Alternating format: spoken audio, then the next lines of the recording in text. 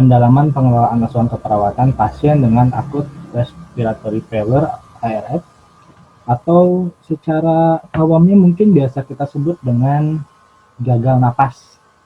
Pernah mendengar kata gagal napas? Teman-teman, sudah aktifkah? Halo, halo. Suara saya terdengar? Suara saya jelas?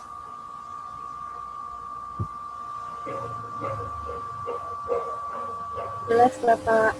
Jelas ya? Oke. Teman-teman pernah mendengar kata gagal napas? Gagal move on pernah dengar? Pernah, Pak. Nah, kalau gagal move on pernah ya? Pernah, Pak. Kalau gagal napas nggak pernah? Nah, pernah, Bapak. Pernah ya.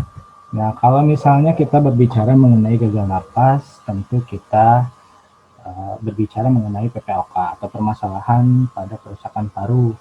Ya, ini tentu sudah tidak asing di telinga seorang perawat, mahasiswa perawat, bahwasanya masalah-masalah ini identik banyak terjadi di kalangan masyarakat. Dan biasanya ini penyumbang terbanyak angka kematian. Dan diprediksikan bahwasanya ini akan menjadi penyebab utama atau salah satu penyakit 10 besar yang bisa menyebabkan kematian pada tahun 2020. Ini menurut WHO, dan apalagi sekarang ditambah dengan kasus-kasus kejadian atau bisa kita sebut dengan pandemi ya, bukan lagi wabah tapi pandemi, yaitu COVID-19. Tentu gagal napas akan banyak terjadi karena yang memang diserang oleh corona virus disease itu adalah sistem saluran napas. Teman-teman pernah belajar dari semester 1 sampai sekarang masuk semester 7, tentu sudah tidak asing lagi dengan diagnosa gangguan bersihan jalan napas, pola napas tidak efektif, gangguan pertukaran gas, dan intervensi-intervensinya. Sampai saat ini masih ada nggak mahasiswa yang belum tahu perbedaan gangguan bersihan jalan napas, pola napas tidak efektif, atau gangguan pertukaran gas? Masih ada sampai sekarang? Insya Allah tahu, Pak. Tahu ya. Kira-kira gangguan bersihan jalan napas itu yang seperti apa? Ada yang bisa menjawab?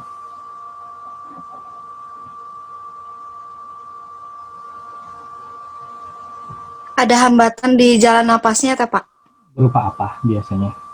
Misalkan sekret, terus Terus darah. terus ada lagi? Sekret, Pak. Darah, sekret, apalagi?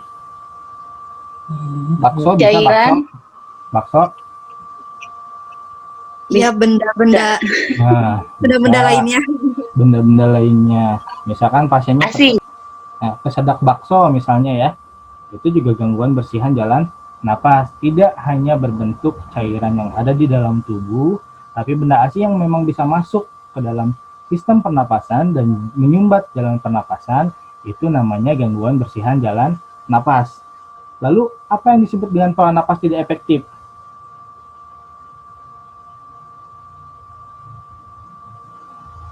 Napasnya tidak teratur gitu. Napasnya tidak teratur. Biasanya ditandai dengan apa? Wheezing, ronhi. Salah satunya contohnya wheezing, kemudian ronhi, ya betul. Nah, tanda-tandanya apa? Tanda-tandanya yaitu biasanya ada alat bantu napas, dadanya misalnya, ya. Kemudian ada cuping hidung. Nah, itu adalah salah satu diagnosa pola napas tidak efektif. Lalu bagaimana dengan gangguan pertukaran gas? Ada yang tahu?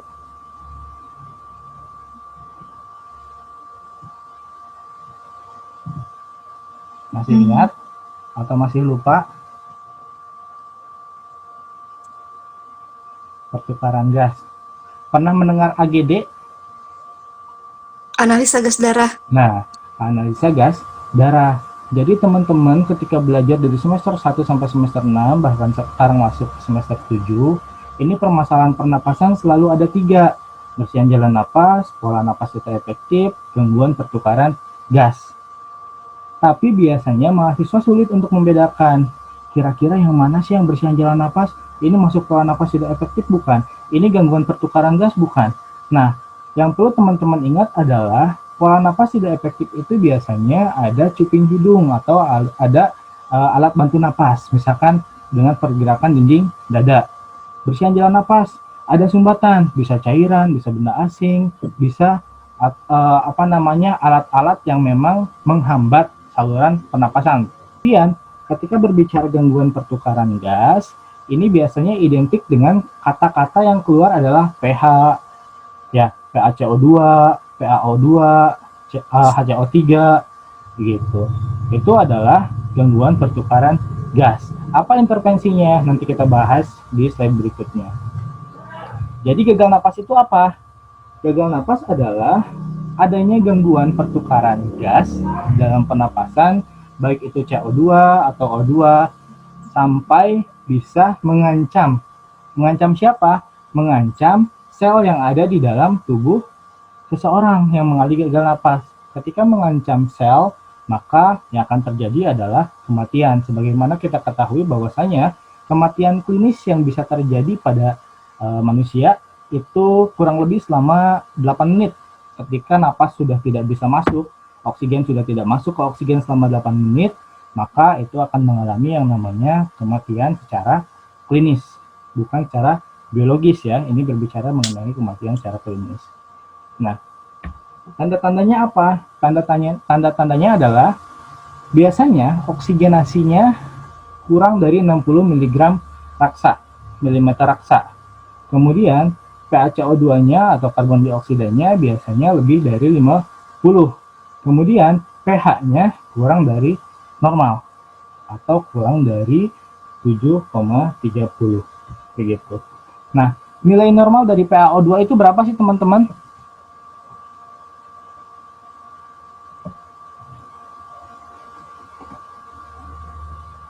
Halo? Iya, Pak. Masih lupa nilai normal dari PaO2? Oksigen. Batasan normalnya nilainya berapa sih? Ada yang tahu? Pernah praktikan di rumah sakit? Pernah mengukur saturasi oksigen kan? 95 kan, Pak? 95 masih dalam kategori normal, betul. Idealnya berapa? Lupa, Bapak. 75 sampai 100, Bapak. Berapa? Bukan. 95 75 sampai 100. 75 sampai 100. Atau ada yang mengatakan 80 sampai 100. Yang lain boleh menyimak tapi sambil dicatat ya. Iya, Yang penting-penting yang tidak ada di tidak ada di slide boleh dicatat. Kemudian untuk PaCO2-nya berapa nilai normalnya?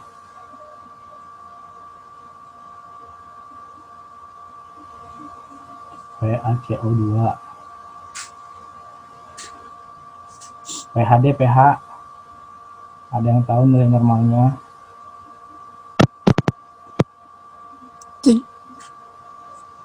Kalau pH pH ya, berapa nilai normalnya? normal, itu mah pH netral ya Pak. Sama aja, netral sama normal. Oh sama. Sama. Oh 7. 7 sekian atau Iya. 7 pas? Bisa kurang, bisa lebih. 7 pas. 7 pas. 7 pas kalau nggak salah bukan. 7 berapa? 7,5. 7,5. 7. Ada yang mau naikin, ada yang mau ngurangin berapa pasnya? Itu 7,3. Nah, ini di sini ada teman-teman ya.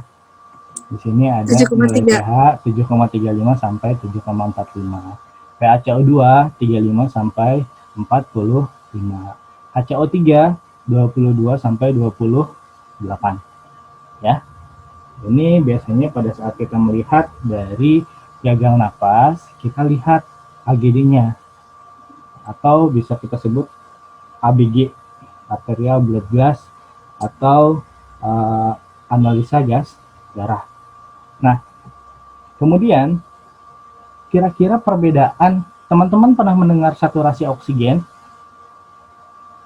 Pernah. Pernah mendengar. Apa bedanya saturasi oksigen dengan PaO2?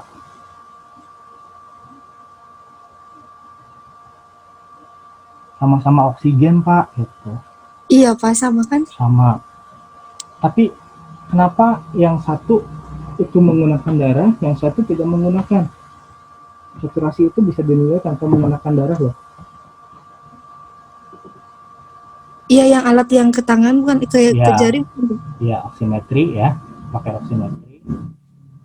Nah, perbedaannya itu adalah kalau saturasi oksigen itu bisa kita ambil dari perifer, ya, perifer. Tapi kalau misalkan untuk AGD biasanya menggunakan vena atau arteri ya, biasanya arteri. Nah, di arteri di sini teman-teman pernah ngambil darah kemudian dimasukkan ke dalam botol yang ada karetnya. Nah, Ya. itu untuk apa? Supaya nanti tahu kenapa kok dimasukkan ke sana gitu, tanpa sampai sekarang kan teman-teman hanya taunya saya disuruh untuk ambil darah, masukin ke dalam botol, bawa ke lab gitu. Ya. Kira-kira manfaatnya buat apa sih botol? Kenapa nggak ditaruh di plastik? Kenapa nggak ditaruh di botol yang misalkan terbuat dari plastik? Kenapa harus Karena di botol kalau kaca? Gimana? kena udara tuh suka menggumpal kan Pak, jadi darahnya itu rusak gitu sampelnya. Ya, betul. Karena ini meminimalisir terjadinya udara yang masuk ke dalam darah. Bisa oksigen, bisa karbon dioksida, atau bahkan udara yang bisa merusak kadar darah tidak sesuai dengan kondisi aslinya. Begitu. Jadi digunakanlah botol yang kedap udara. Paham ya sampai di sini teman-teman? Paham. Oke, yang sekarang sambil menyimak nanti saya tanya, silakan untuk fokus. Nah, kita akan melihat, akan belajar bagaimana sih cara melihat analisa gas darah secara cepat. Ya, kalau misalkan sekarang kan teman-teman lihatnya itu harus lihat buku dulu baru bisa jawab ya.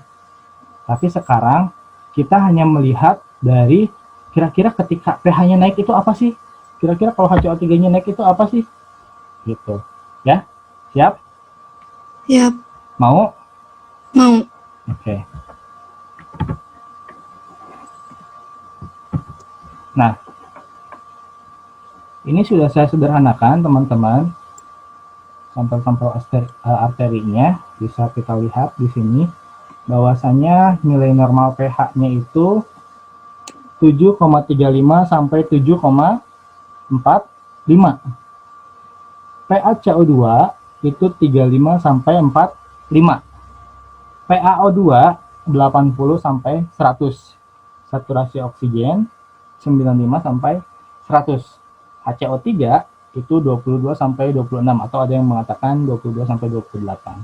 Kita ambil versi dari buku Pudak dan Galo itu 22 sampai 26. Nah, ketika kita lihat di sini, kalau teman-teman hafalkan secara langsung ini terlihatnya banyak ya. Banyak.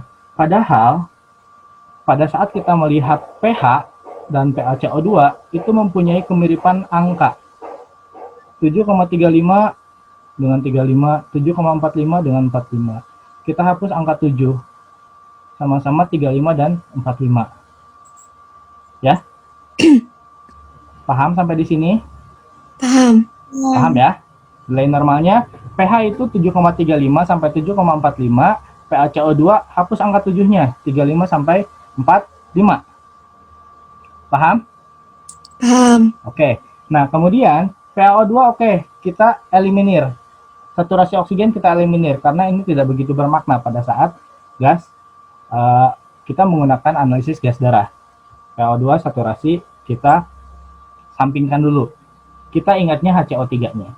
HCO3 22 sampai 26 idealnya. Ya.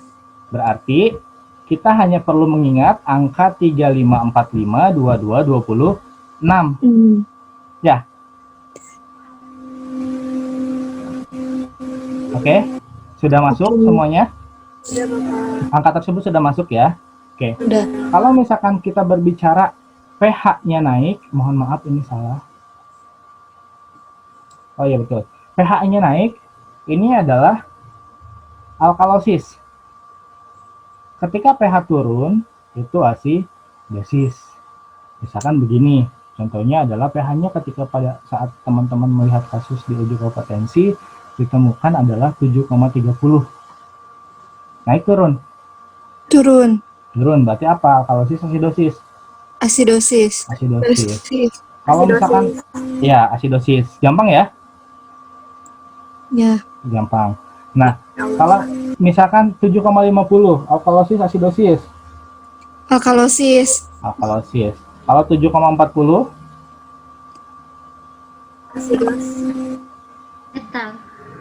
Netral. netral. Nanti kita berbicara kompensasi dan tidak terkompensasi. Tapi untuk sementara kita bahas yang awalnya dulu ya. Kita belum membahas mengenai kompensasi dan tidak terkompensasi. Nanti ini kita bahas pada penggunaan ventilator ya, mode ventilator. Insya Allah di pertemuan berikutnya. Nah, untuk sementara kita melihat 7,35, 7,45, 35 sampai 45 dan 22 sampai 26. Kemudian, Pak, gimana cara membedakan metabolik dan respiratorik? Begitu.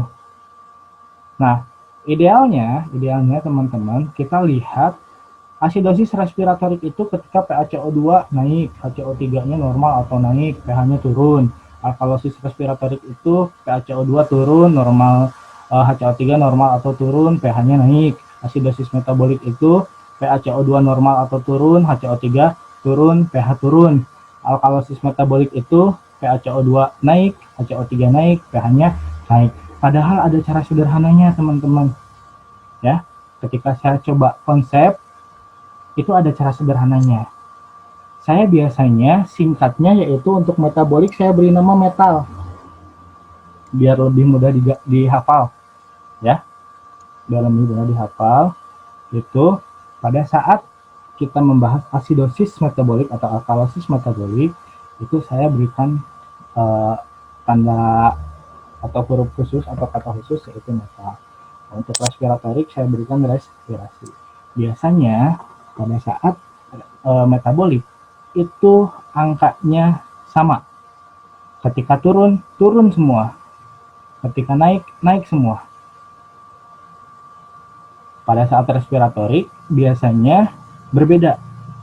PaCO2 naik, HCO3 bisa turun. HCO3 naik, PaCO2 bisa turun. Itu respiratorik. Tapi kalau misalkan berbicara mengenai metabolik, biasanya PaCO2 turun, HCO3 juga turun. Kemudian PaCO2 naik, HCO3 juga naik. Paham sampai di sini? Paham. Paham? Ada yang belum paham? Silahkan saya ulangi kalau belum paham. Paham ya? Nah, misalnya seperti ini. pH-nya 730 ya. Alkalosis asidosis. Asidosis. PaCO2-nya 30. PaCO2 30. Turun naik. Turun. HCO3-nya 20. Turun naik. Turun ya. Berarti sama kan? Ya. Berarti apa? Asidosis metabolik.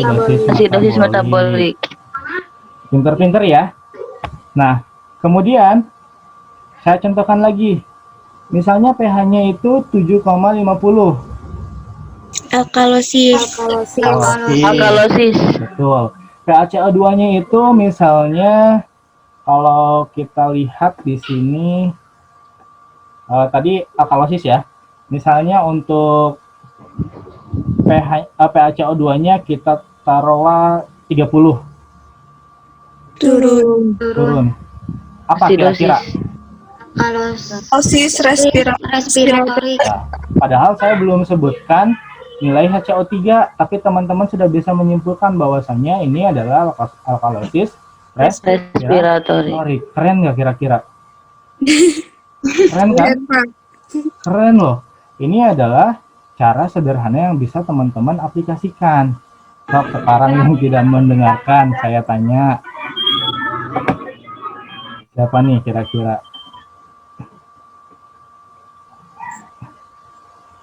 Mau siapa nih yang ditanya kira-kira teman-teman? Laki-laki satu, perempuan satu ya? Iya, siapa aja, Pak. Siapa aja ya? Pak, mangga, Pak. Dini, ada Dini? Dini Sugihartati? Ada, Pak. Oke, Dini hadir ya. Oke, Dini kira-kira kalau saya tanya pH-nya itu 7,50, kira-kira alkalosis asidosis? Alkalosis. Alkalosis.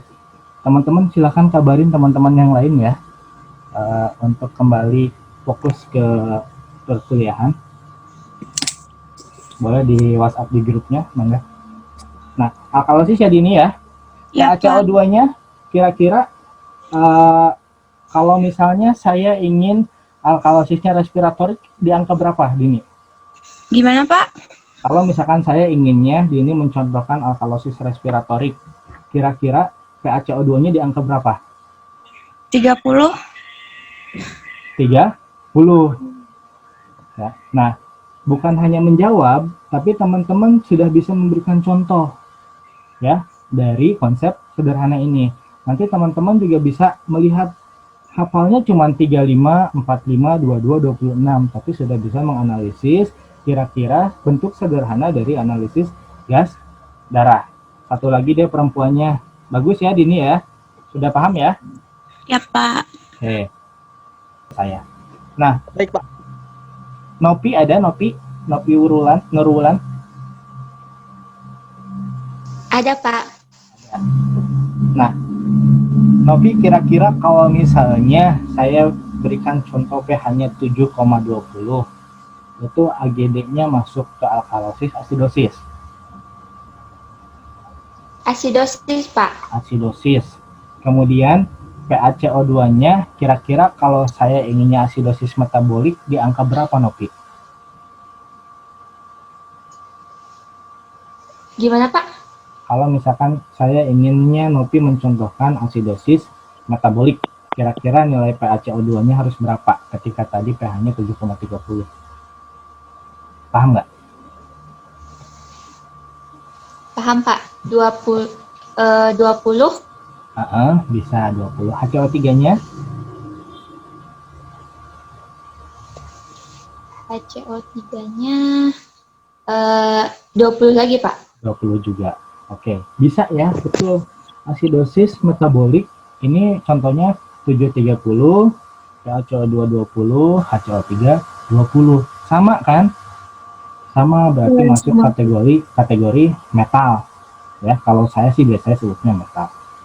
Teman-teman boleh cari kata lain yang sekiranya memudahkan untuk proses pembelajaran analisis gas darah. Jangan dipersulit ya. Jangan dihafal semuanya 7,35, 7,45, ini dibaca semua, ini dihafalin, naik turun naik, jangan ya. Tapi lihat cara sederhananya saja. Oke, laki-lakinya saya tadi belum dapat. Iman baru masuk. Jikri Musafa ada?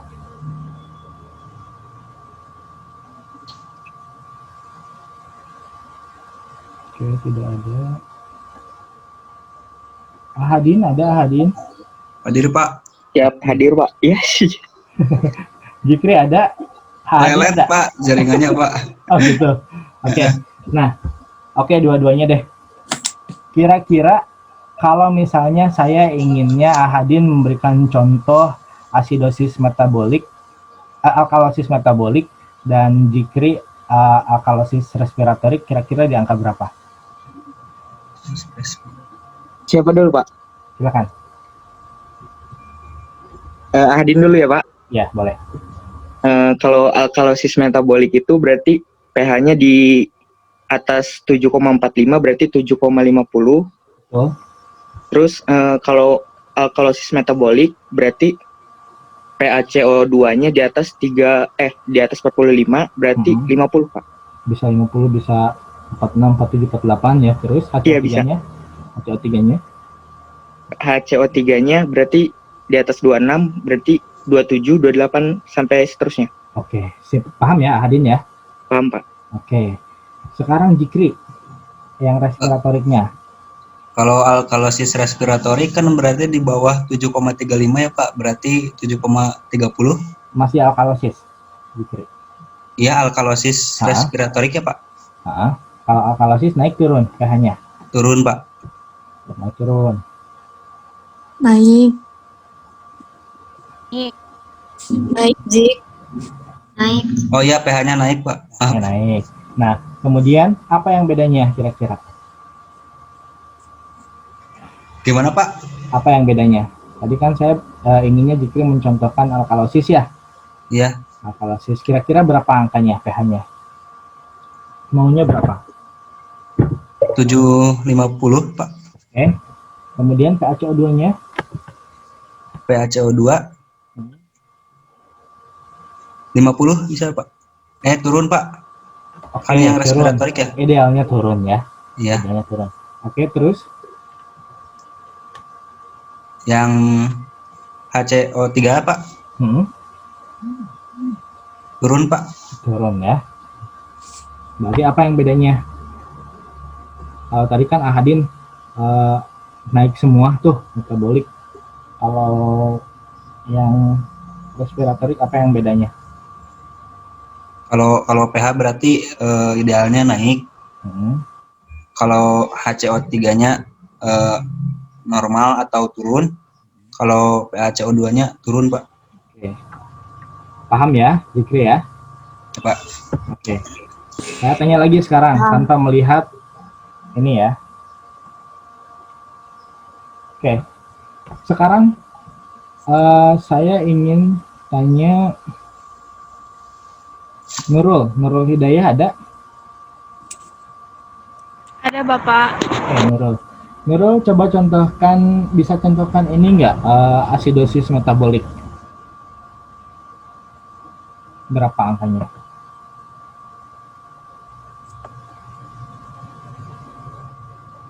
Asidosis metabolik.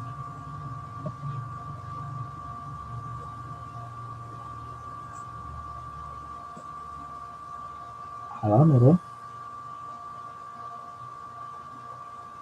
Ada yang bisa bantu Nurul, teman-teman yang lain?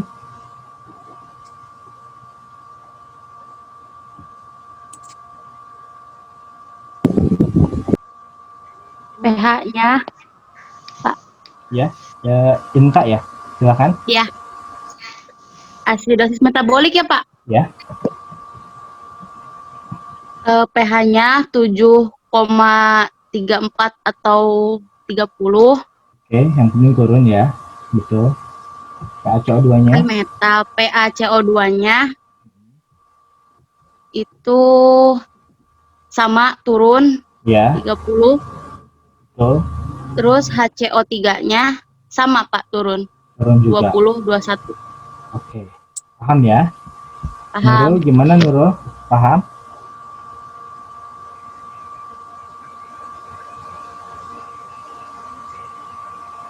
Oke, sepertinya jaringannya ya. Oke, saya kira teman-teman sudah paham semua ya sampai sini untuk AGD. Paham. Insya Allah paham Pak. Saya kira mudah ya.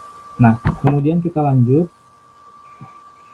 Teman-teman masih bisa mengamati ya, yang kira-kira masih aktif, yang ada namanya saja dan tidak menyimak. Oke, silahkan.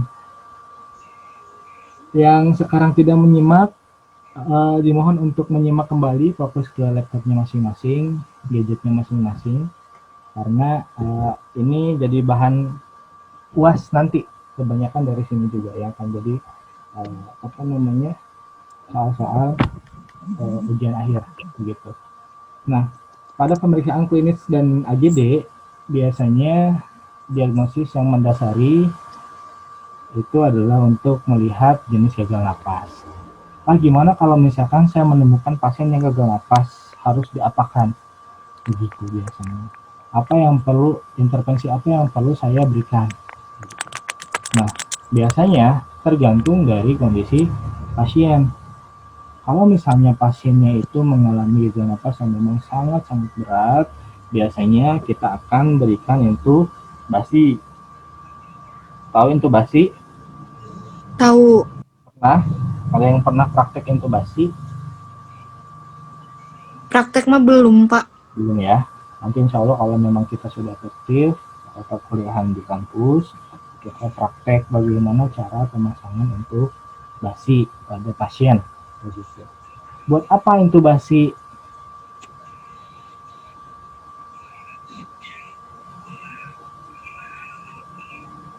Buat memastikan dan memfiksasi kepatenan jalan nafas. Biasanya pada saat kita intubasi, kita berikan selang di area pernapasan, ya, di area pernapasan.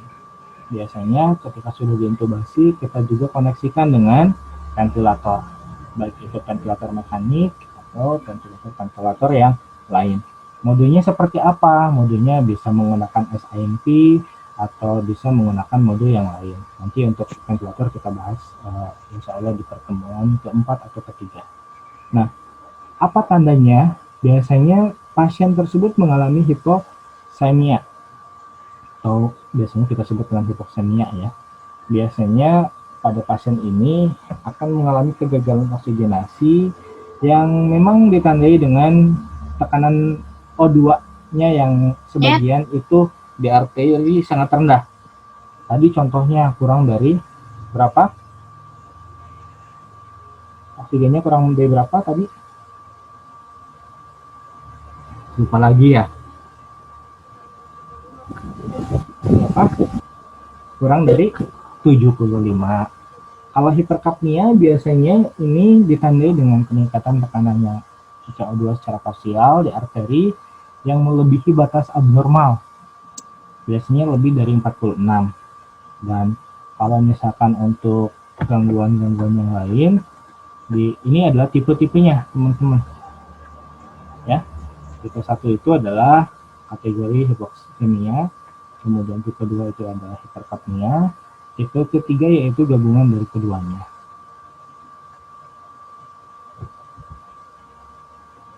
Oke. Nah, mekanisme gagal napas tipe 1 ada ventilation atau perfusi mismatching, ada shunt, ada gangguan difusi, ada hipoventilasi alveolar, dan PIO rendah. Nah, biasanya pada keadaan normal, rasio ventilasi dan perfusi itu seimbang. Ventilasi yang baik itu yang seperti apa sih teman-teman?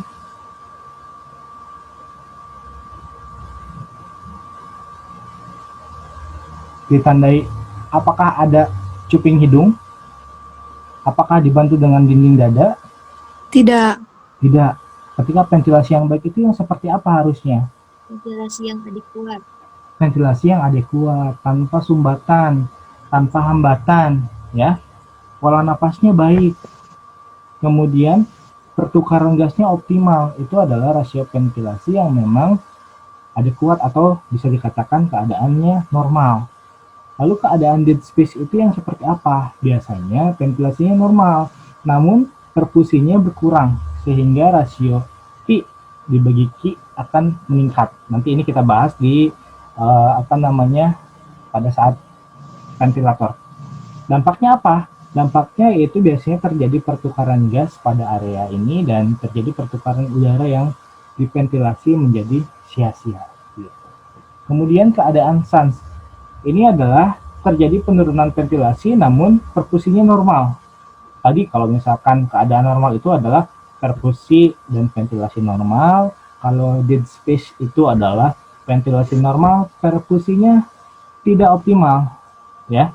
Kemudian kalau SANS di sini adalah ventilasinya normal, perfusi normal, tidak mengalami penurunan separah ventilasi sehingga rasio P atau Q-nya itu menurun. Dampaknya adalah biasanya sirkulasi yang melalui area ini tidak mendapatkan oksigenasi yang adekuat dan menyebabkan hipoksemia dan hiperkapnia. Ini biasanya menyebabkan gangguan ketidakseimbangan ventilasi tipe 1 atau tipe 2 itu adalah keadaan SANS, ya.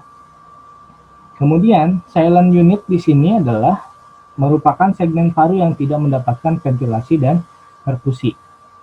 Ada nggak Pak kira-kira paru-paru yang tidak bisa mendapatkan oksigen? ada nggak Pak kira-kira yang paru-paru yang tidak optimal oksigennya? Ada ya, ada, nanti saya jelaskan.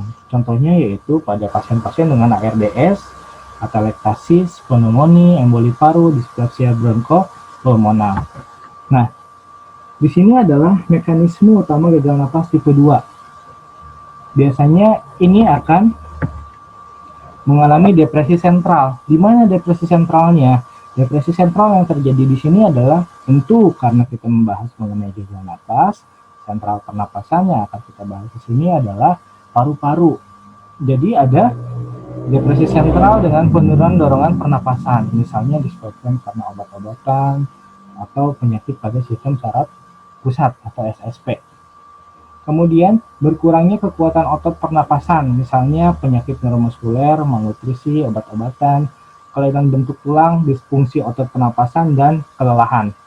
Kemudian ventilasi atau perfusi mismatch atau tidak terjadi kecocokan ventilasi perfusi yang biasanya dari PA atau Q yang tinggi, kemudian ruang mati dengan peningkatan ventilasi yang terbuang. Kemudian untuk hiperkapnia akibat SANS tadi, biasanya di sini memiliki kandungan karbon dioksida yang bisa tergolong sama dengan darah di pena. Semakin besar fraksi, maka semakin besar perbedaan antara karbon dioksida arteri dan alveolar. Nah, ini adalah gangguan ventilasi secara patofisnya, kondisi yang bisa menyebabkan gangguan otot pernapasan atau kontrol neurologisnya dapat mengganggu ventilasi dan menyebabkan terjadinya gagal napas. Kemudian, gerakan otot pernapasan yang terganggu menurunkan pergerakan gas ke paru-paru, mengakibatkan hipoventilasi alveolar. Ventilasi alveolar yang tidak memadai menyebabkan retensi CO2 dan hipoksemia. Nah, ini pertukaran gas yang tadi saya sebutkan. Kalau tadi kan di sini gangguan ventilasi, di sini adalah gangguan pertukaran gas. Ada interstitial space, ada fluid, ada alveolus. Nah, interstitial space di sini adalah ruang interstisial. Kemudian fluid di sini adalah sebagaimana kita tahu adalah cairan. Kemudian di sini ada kapiler. Menurut teman-teman semua, kira-kira kita napas di paru-paru butuh air enggak? Butuh. Kenapa butuh air?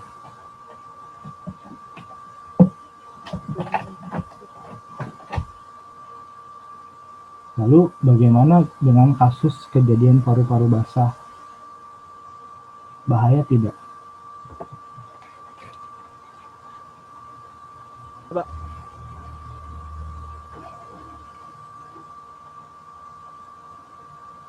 Bahaya. Bahaya. Tapi kenapa paru-paru butuh air untuk bernapas?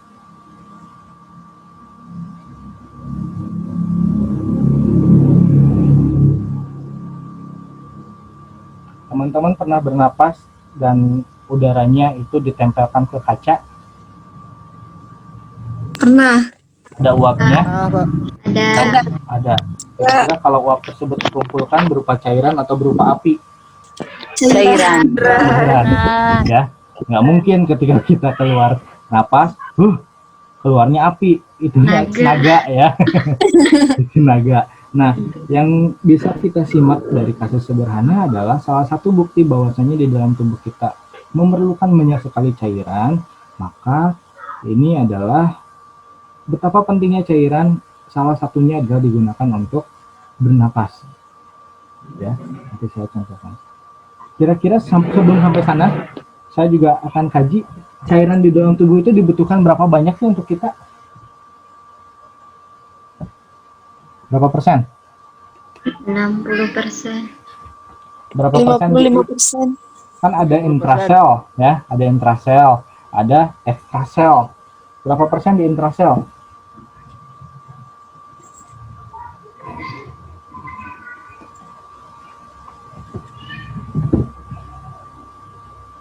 Kalau nggak salah mah 55% berbanding 45%, Pak. 55 berbanding 45. Ada yang punya pendapat lain?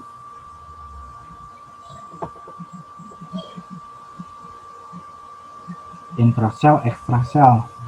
Kalau cairan dalam tubuh butuh berapa persen? Di tubuh ada berapa persen cairan?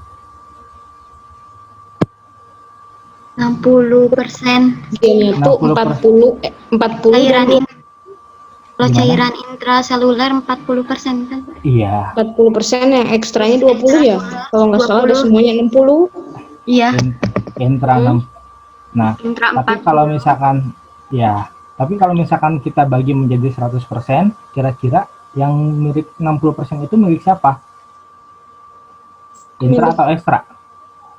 Intra. Intrasel. 60% itu milik intrasel. Ekstraselnya berarti sisanya ya. Berarti Kok jadi ragu-ragu? Intra itu berarti di dalam. Berarti di dalam sel itu butuh berapa persen tadi? 60%. Ekstranya di luarnya 40%. Kalau intrasel itu bisa natrium, kalium, bisa ATP ya. Banyak. Tapi kalau misalkan untuk ekstrasel dibagi lagi tuh. Dibagi menjadi apa? plasma darah, Dan inter. cairan interstisial. Ya, interstisial atau intravaskuler. Pernah mendengar transseluler? Pernah. Nah, biasanya dibagi lagi menjadi 3 bagian. Ada interstisial, kemudian Bapak nggak kedengeran. dibagi lagi menjadi 3 bagian. Ada interstisial, ada intravaskuler, dan ada transseluler. Nah, yang perlu teman-teman kaji di sini, biasanya interstisial ini adalah cairan yang di sekitar sel. 20% biasanya. Ya, 20%. Tapi kalau intravaskuler, atau bisa disebut dengan tadi, ada yang menyebutkan plasma darah ya, atau cairan-cairan sejenisnya yang berupa darah, itu 80%. Itu biasanya 80%. Ya. Nah, kemudian biasanya yang 80% itu di mana? Dalam sel atau luar sel?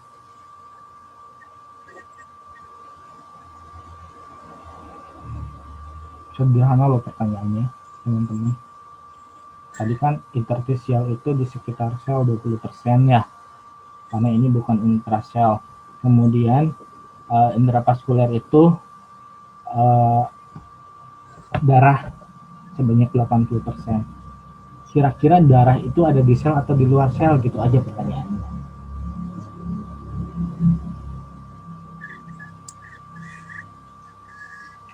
Di luar sel apa? Bukan, Di Pak? luar sel ya. Ada gitu darah yang ada di dalam sel. Darah mah ya di pembuluh darah ya. Iya, Pak. Nah, Jadi di luar sel.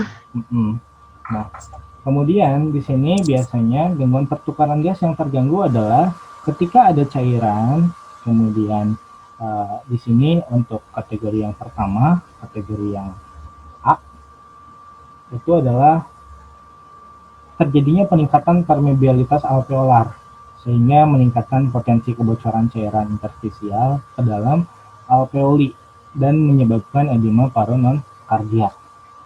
Begitu. Ya, yang A itu karena ada cairan, ya, karena ada cairan, ada kebocoran cairan sehingga masuk ke dalam alveoli dan bisa menyebabkan edema. Ya, edema tuh di paru-parunya. Kenapa edema? Karena cairannya masuk ke dalam paru-paru, karena bocor alveolusnya. Begitu. Itu adalah kondisi leakage of fluid in alveolus. Ya, paham nggak kira-kira? Alveolusnya bocor, cairannya masuk ke dalam paru. Gitu. Ya, paham, Pak. Paham ya? Yang kedua, ini adalah atelektasis. Biasanya terjadi perubahan alveolar kedua.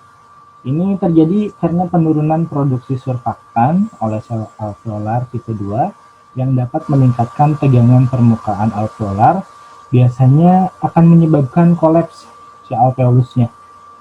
Alveolusnya akan kolaps. Ketika alveolus kolaps, ya tidak akan terjadi tuh yang namanya pertukaran oksigen dan karbon dioksida.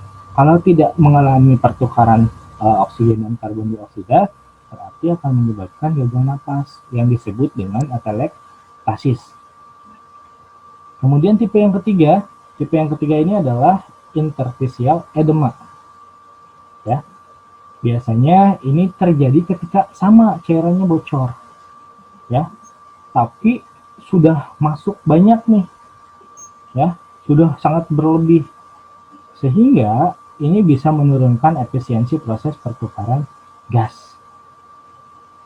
Ini adalah kasus-kasus yang bisa mendekati sama seperti halnya tadi paru-paru basah. Ya, ini karena memang cairannya yang begitu menumpuk di paru-paru. Apa bedanya dengan efusi pleura?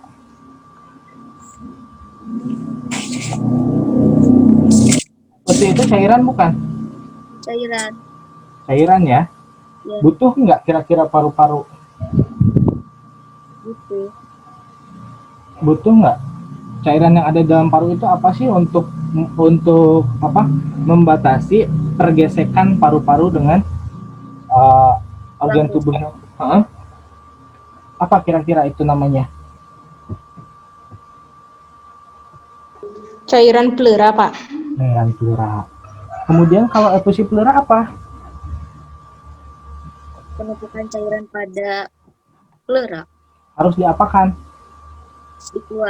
dikeluarkan Dengan cara PSD. WSD, betul ya. PSD, Pak. Oke. Jadi kalau misalkan perbedaan dari efusi pleura dan atelektasis, itu kalau alveolusnya di sini adalah yang mengalami permasalahan, ya. Kalau efusi pleura di sini adalah terjadi penumpukan cairan di dalam paru, ya, cairan. Bisa nggak disebabkan oleh tadi bocornya cairan yang ada dalam alveolus? Salah satunya bisa, tapi biasanya disebabkan karena infeksi, ya, kalau efusi pleura. Dan itu harus dikeluarkan dengan cara WSD.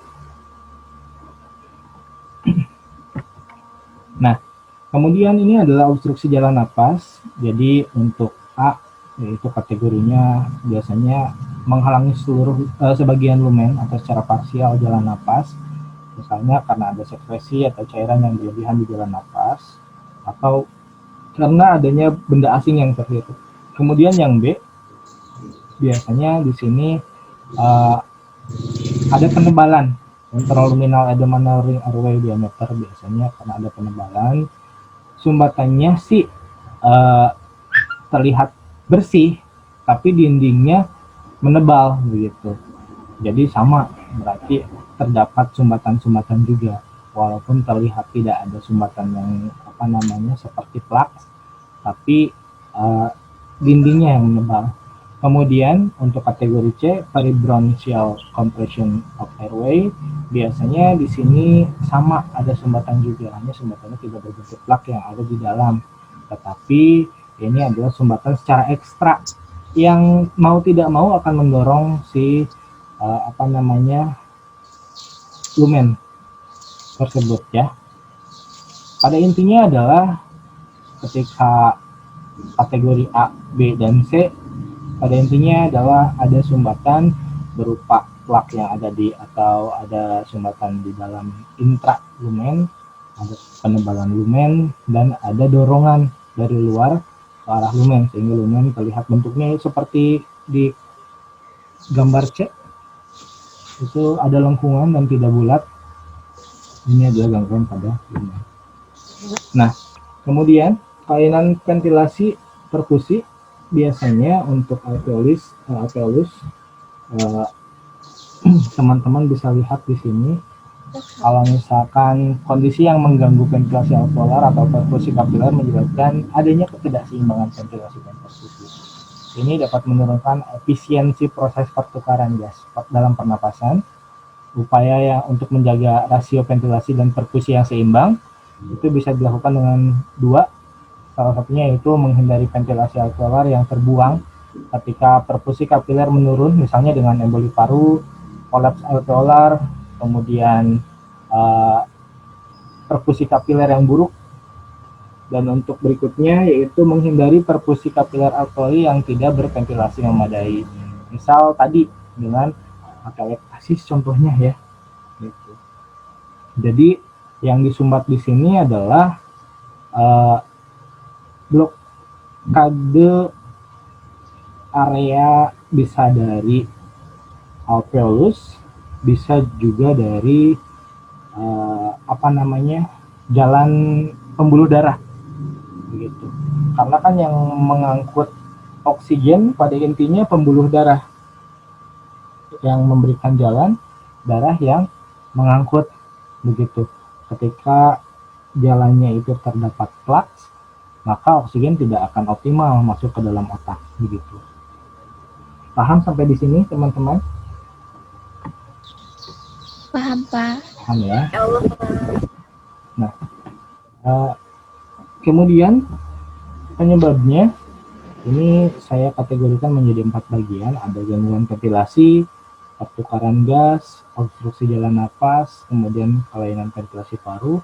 Kalau misalkan kelainan ventilasi paru itu tadi ada emboli paru, ada emfisema. Kemudian kalau misalkan obstruksi jalan napas tadi ada aspirasi benda asing, ada bronkitis, ada radang paru, tumor toraks.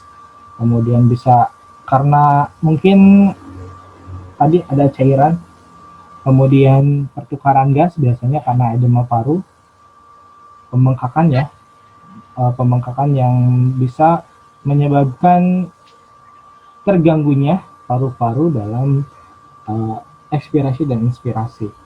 Kemudian kasus ARDS atau akut respiratory distress syndrome, kemudian pneumonia aspirasi, dan yang gangguan ventilasi itu misalkan bisa terjadi karena cedera sumsum tulang belakang, biasanya C4 atau lebih tinggi, C berikutnya. Nah, biasanya untuk tulang belakang di sini, karena kan di sini tulang belakang itu sangat vital sekali ya, bisa menghubungkan ke berbagai saraf, salah satunya adalah nanti ke SSP, di mana SSP tersebut memerintahkan paru-paru untuk tidak bekerja secara optimal, itu bisa. Kemudian kerusakan saraf lenikus, blokade neuromuskular, sindrom Guerin-Barré, depresi SSP, tadi ada overdosis obat, narkotik, sedatif, obat-obatan terlarang. Kemudian terjadi peningkatan tekanan intrakranial, agen anestesi, dan kelelahan atur pernapasan. Faktor resikonya siapa saja? Faktor resikonya di sini yang bisa terjadi adalah kondisi yang mempengaruhi syaraf dan otot dalam mengontrol pernapasan, kerusakan jaringan dan tulang rusuk di sekitar paru-paru, masalah pada tulang belakang, overdosis obat atau alkohol, penyakit dan kondisi paru-paru yang bisa dikatakan kolaps atau melemah, kemudian cedera paru-paru akut. Ini tanda gejalanya teman-teman. Ketika hipoksemia biasanya ini akan ditandai dengan dyspnea, takipne, cyanosis, suara napas tidak normal, bisa salah satunya mengik, kalau bergerak bisa dikatakan snoring juga masuk. Kemudian penggunaan otot aksesori pernapasan tadi seperti halnya cuping hidung, kemudian ada retraksi dinding dada, kemudian ada alat bantu napas yang lain.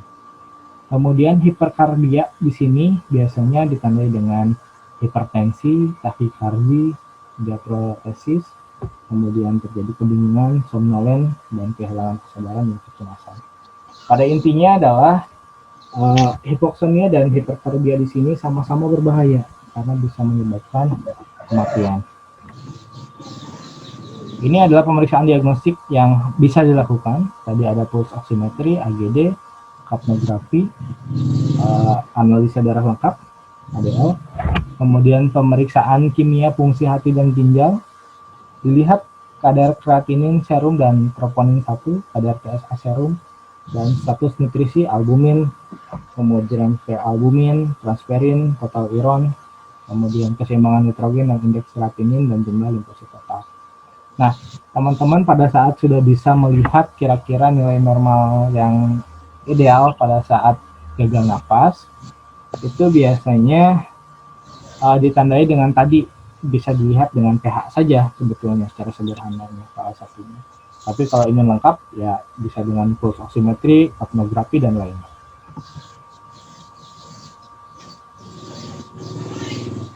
Ini yang bisa dilakukan pada saat pengecekan gagal napas atau ARF. Bisa menggunakan radiografi, ekokardiografi atau PFTS, pulmonary function test. Intinya teman-teman, pada saat kita akan memberikan intervensi untuk memperbaiki pola napas atau pernapasan secara adekuat, yang perlu kita utamakan adalah tadi kita fokus ke airway, di mana airway tersebut adalah membuka jalan napas. Prinsipnya sama di gawat darurat itu ABCDEF sampai di kasus apapun biasanya identiknya adalah ketika pasien gadar atau pasien kritis itu mengalami kasus yang memang sangat berbahaya, kita intervensikan sesuai dengan ABCD, bisa sampai H ya, airway, breathing, circulation, disability, EKG atau ECG, kemudian polycatheter, kemudian fluid ya, fluid control, kemudian FG gastric tube sampai H itu heart monitor. Hanya dibedakan menjadi dua bagian. Ada secondary survey, ada primary survey. Yang biasa kita lakukan adalah sampai primary survey saja, yaitu pada saat pemberian sampai kasus ABCD. Biasanya intervensinya airway, breathing, circulation, disability. Nanti kita praktekkan kalau memang perlu. Hanya untuk prakteknya kita menggunakan Zoom atau bagaimana teman-teman idealnya, saya tanya. Kira-kira. Bagaimana Pak? Kalau menggunakan Zoom saya kira tidak efisien ya. Iya Pak. Iya, Pak. Ya, Hanya langsung Pak. Iya Pak, kurang paham tadi. kurang paham ya nantinya karena kan namanya juga praktek ya. Iya Pak. Khawatir. Langsung aja Pak. Ya nanti mungkin saya list kira-kira kita akan praktek apa saja. Setelah itu nanti kita agendakan mungkin ya kalau memang situasinya sudah membaik. Jadi PR buat saya untuk memberikan lab praktek begitu. Ya, sepakat ya gitu ya. Iya Untuk Pak. Iya prakteknya. Pak. Karena kalau pakai Zoom saya kira kasihan teman-teman nantinya. Gitu. Nah, prinsip pengelolaan gagal napas tadi prinsipnya adalah airway, breathing, circulation, disability. Kalau misalnya airway-nya sudah tidak terdapat sumbatan, maka lanjut ke B, yaitu breathing. Airway itu untuk apa sih biasanya?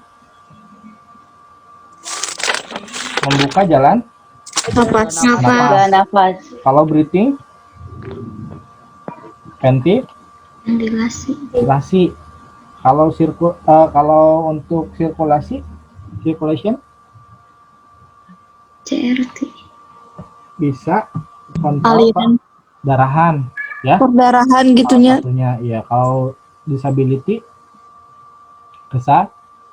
Kesadaran. CS.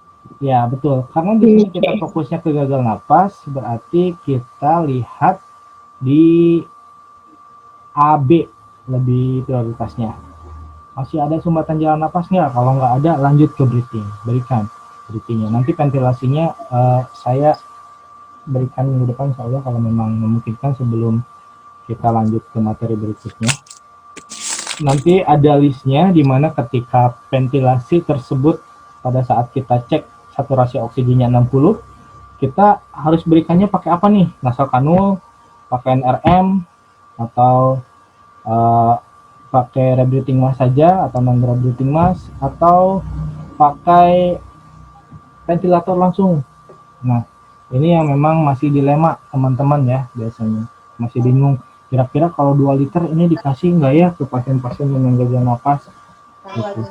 Kalau misalkan pakai kanul itu diberikannya boleh nggak kalau 10 liter gitu pakai nasal kanul. Nanti kalau pakai nasal kanul diberikannya 10 liter hidungnya bisa bolong ya, karena kan masuk kanul seperti ini ya, Iya. tekanannya kan kencang ke hidung. Wah, itu akan mengalami bukan menyembuhkan ya, tapi memperparah kondisi pasien. Pasien. Jadi teman-teman juga harus bisa mengukur kalau kanul itu hanya digunakan untuk berapa liter begitu maksimalnya. Jangan mentang-mentang oh nggak ada nih sungkupnya. Bolehlah karena pasien butuh 10 liter pakai kanul aja gitu. Diberikan 10 liter pakai kanul, luar biasa. Ya, perawatnya luar biasa. Jadi akan dikenang nanti perawatnya begitu ya. Nah, kemudian ketika tadi sudah sesuai AB-nya, maka kita tinggal lihat circulation-nya. Circulation di sini adalah identik dengan perdarahan, maka cek saturasinya ya, bisa di circulation atau bisa disability begitu. Nah, ini adalah pengelolaan gagal nafas yang bisa kita lakukan, pemberian oksigen masalah aliran tinggi, kemudian bisa dengan menggunakan pembedahan atau tidak dengan pembedahan. Kalau menggunakan pembedahan itu biasanya tadi dengan pemberian lubang di area trakea atau tracheotomy, atau bisa juga dengan biasanya kalau saya lihat kutipan pada drama-drama Korea itu suka, kalau identik dengan tenaga kesehatan tuh suka ada tuh ya, ada contoh memberikan lubang di area trakea gitu ya, itu suka ada, kemudian ditusuk di area paru ya, paru-paru itu untuk mengeluarkan kelebihan udara gitu. Atau dengan pemberian fasa 3 sisi, itu biasanya ada contoh-contohnya. Nah, ini nanti kita bahas di sesi pada saat mekanik ventilator mekanik. Kemudian ada terapi posisi. Biasanya terapi posisi di sini yang bisa kita gunakan adalah teman-teman mengindikasikan apakah diperbolehkan menggunakan semipolar gagal nafas. Apa Pak? Kalau gagal nafas posisinya semipolar boleh nggak? Enggak. Kenapa? Harus ditidurkan kan Pak? Harus tidurkan. Kenapa harus tidurkan? Jalan napasnya kalau di semipolar agak tertutup nanti Pak. Ada terganggu. Kalau terganggu gitu? Iya Pak. Oke. Kita lihat nanti ya. Terapi posisi itu seperti apa.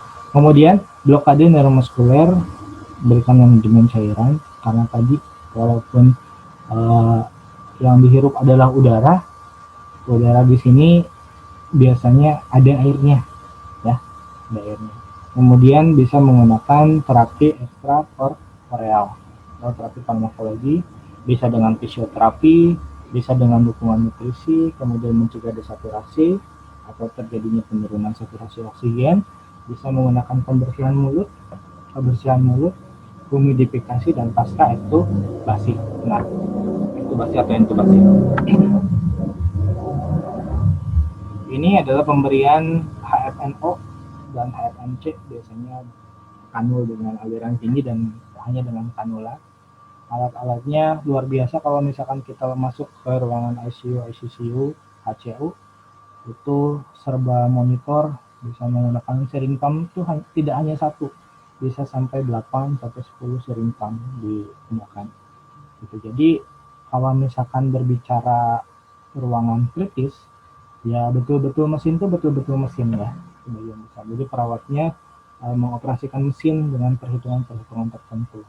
Nah, pengobatan lini pertama ini, penggunaan oksigen nasal aliran tinggi, ini biasanya melibatkan pemberian campuran udara yang sudah dihangatkan atau dilembabkan dengan tujuan ada kandungan tadi, ada kandungan H2O ya, yaitu H2O ya.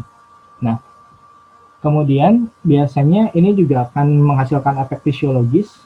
Jadi intinya akan terdapat campuran aliran gas yang dikirim dan aliran inspirasi spontan pada pasien.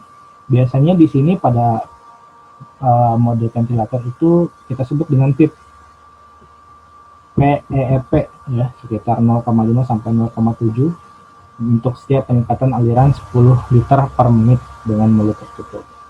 Kemudian berikutnya adalah terapi mekanis non-invasif dan invasif ventilasi. Biasanya pemberian endotracheal. Ini sungkupnya teman-teman, yang lebih efisien itu sungkupnya tidak lagi kanul ya, tidak lagi kanul. Kalau misalkan kasusnya sudah gawat, butuh oksigennya lebih dari 2 liter 4 liter, ini sungkupnya ada yang sampai hidung, bahkan kalau ini sih sampai ke muka ya, sampai ke muka. Kalau di kita karena apa namanya, hanya ada rebreathing mask yang hanya area hidung, ya pakainya yang area hidung. Ini juga walau ke muka tetap ya ada pelindung di area mata ya, jadi cakupannya hanya di area oksigen saja, pemberian saluran pernapasan begitu. Karena kalau misalkan semuanya dialiri oksigen, matanya juga ya tentunya tidak baik juga begitu. Nah, untuk ventilasi non mekanis non invasif, mekanis non invasif ini biasanya dengan pemberian pompa udara dengan aliran tinggi atau campuran yang kayak oksigen, masuk ke sistem tertutup dengan tekanan yang ditetapkan. Tadi tekanannya harus berapa liter. Kemudian masker yang dipasang ini harus erat dan biasanya supaya optimal ya, biasanya harus erat. Dan ini dapat meningkatkan kelangsungan hidup kecuali jika hal itu menunda intubasi dan institusi ventilasi mekanis invasif. Tadi intinya adalah harus diintubasi supaya lebih optimal udaranya. Nah, indikasinya ini nanti bisa dibaca sesuai dengan indikasi umum dan kontraindikasi dalam pemberian mekanis non invasif dan invasif. Ini saya kira pengaturan PIP nanti kita bahas di ventilator. Nah, ini terapi posisi. Nah, tadi kan saya tanyanya semi-prowler ya. Ya, Pak. Semi-prowler. Ternyata yang optimal itu adalah posisi tengkurap. Yang tidak optimal, mohon maaf. Yang tidak optimal itu adalah posisi tengkurap. Kalau misalnya pasiennya mengalami kasus intrakarnial. Pak, gimana kalau misalkan pasiennya tidak mengalami kasus intrakarnial? Boleh nggak kalau misalkan pasiennya tengkurap?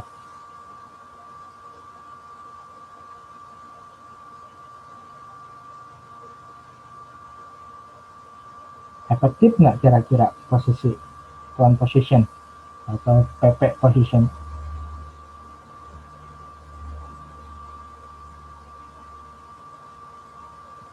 Pada pasien dengan tadi gagal napas. Efektif ya, karena biasanya ini bisa meningkatkan perfusi ke area paru-paru yang tidak terlalu rusak dan bisa meningkatkan kesesuaian ventilasi perfusi dan mengurangi viral intrapulmonal, kecuali pasiennya mengalami intrakarnial begitu, atau mengalami cedera tulang belakang atau pasca pembedahan di area abdomen. Nah, terapi ini bisa dikatakan berhasil jika pasien mengalami peningkatan lebih dari 10 mm raksa dalam waktu 30 menit setelah ditempatkan pada posisi tengkurap. Sekitar 2/3 pasien dengan ARDS atau acute respiratory distress syndrome menunjukkan peningkatan 25-36% pada PaO2 atau IO2 dan selama 3 hari pertama posisi prone. Begitu. Jadi intinya yang ideal untuk pemberian terapi posisi ini adalah prone position. Hanya ketika kita lihat pada kenyataannya di lapangan ini tidak begitu banyak diimplementasikan ya biasanya, karena dengan berbagai macam pertimbangan, karena pasiennya biasanya ada pasca TIK, kemudian intrakranial, kemudian ada operasi abdomen, cedera tulang belakang, dan ketidakstabilan hemodinamik. Kemudian terapi yang bisa dilakukan lagi adalah terapi rotasi ya. Terapi rotasi. Biasanya ini dianggap untuk meningkatkan oksigenasi melalui penyesuaian yang lebih baik antara ventilasi dengan perfusi. Biasanya kita harus memutar atau merotasi selama sebanyak 40 derajat per sisi, atau bisa sampai dengan 80 derajat. Untuk apa biasanya? Kenapa harus dirotasi juga pasien-pasien ICU? Mencegah dekubitus. Nah, mencegah dekubitus, teman-teman. Pada pasien-pasien ICU itu biasanya mohon maaf, punggungnya itu bisa sampai tidak ada lagi kulitnya, sampai melepuh ya, sampai terdapat luka bakar di area pantatnya, bahunya, ya, kemudian punggungnya, kaki, sampai dekubitus. Karena sirkulasinya tidak optimal begitu. Jadi menahan beban tubuh si pasien selama berhari-hari, berjam-jam, akan mengalami dekubitus biasanya pasien-pasien ICU itu. Kita harus minimalisir itu. Kemudian blokade neuromuskuler, biasanya ini dilakukan untuk menurunkan cedera paru mekanis ya.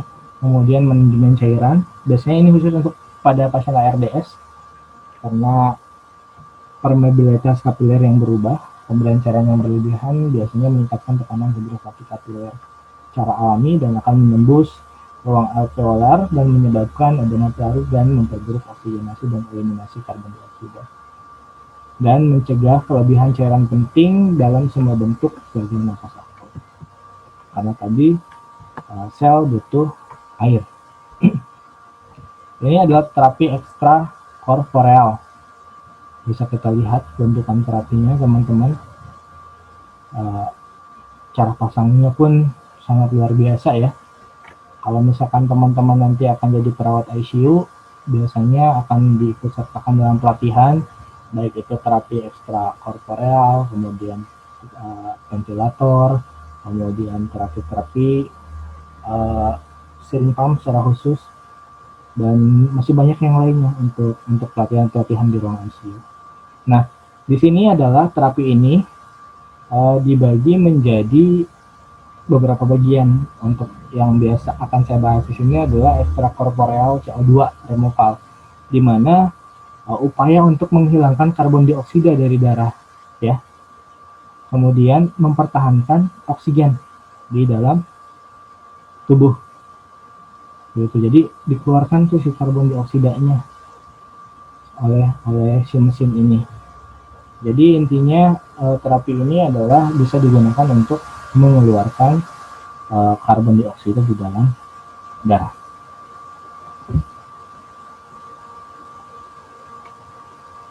Kemudian saya kira ini nanti saja dibahasnya. Ini farmakologi, bisa menggunakan bronchodilator dengan membuka jalan napas, kemudian bisa menggunakan steroid, bisa untuk mengurangi inflamasi biasanya di area paru, kemudian menggunakan sedasi untuk mempertahankan ventilasi yang memadai, mengurangi sejauh pernapasan, analgesik, kemudian untuk mengontrol nyeri, dan blokade neuromuskuler untuk memfasilitasi ventilasi yang optimal jika sedasi tidak dapat mencapai keinginan yang sesuai.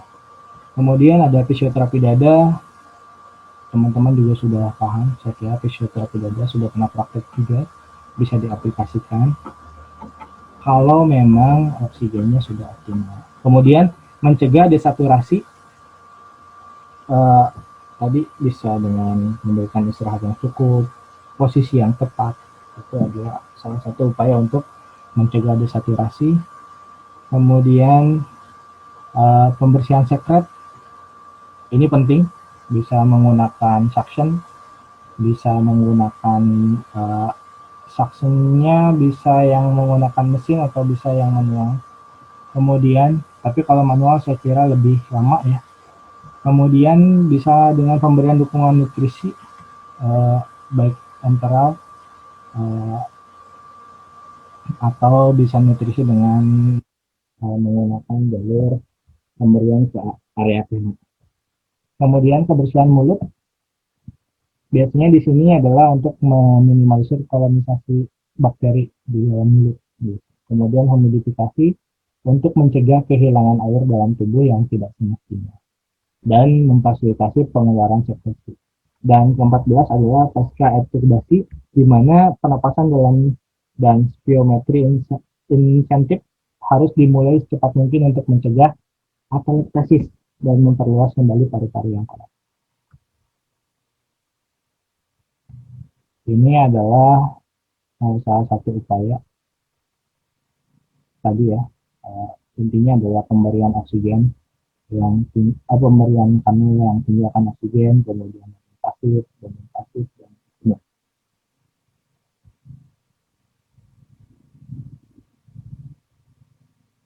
Saya kira nanti kita khusus bahas di ARDS. Ini juga sama di ARDS.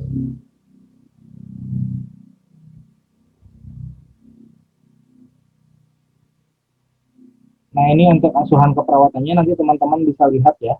Pada prinsipnya adalah airway, breathing, circulation, disability, exposure atau FAG. Kita sampai D saja. Waktunya masih ada nggak? Oke, kalau memang waktunya sudah habis ya waktunya ya, 14.40. Iya, Pak. Iya, Bapak.